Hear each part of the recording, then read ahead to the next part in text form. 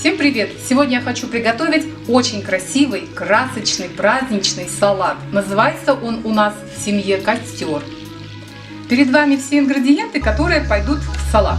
Некоторые из них я уже подготовила, дабы сэкономить наше с вами время.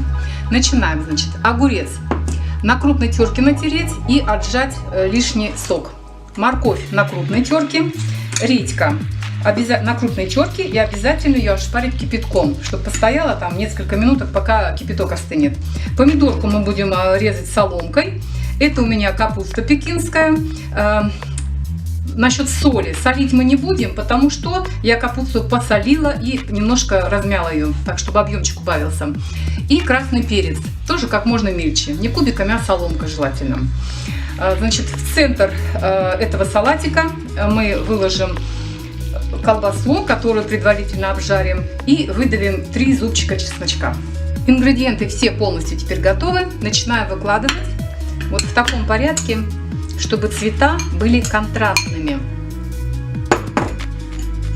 Выложили огурцы. Теперь следующий идет цвет красный, то есть морковь. Овощи все выложены. Теперь в серединку зажаренную колбаску выкладываем. Вот таким образом. А в самую серединку сейчас выложим 3 долечки чеснока, которые я пропустила через пресс. Так. После всего по периметру я вот выкладываю укроп. И последний штрих будет это майонез. Ну вот так, в любом порядке.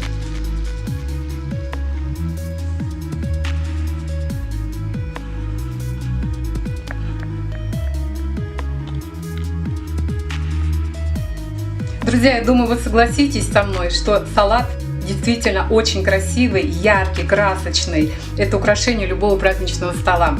Значит, смешивать все это прямо когда уже все сядут за стол, 2 вилочками. Очень-очень хорошо размешать его. Всем, кому понравилось мое видео, я вас жду у себя на канале. Подписывайтесь, ставьте лайк. Всего вам самого доброго.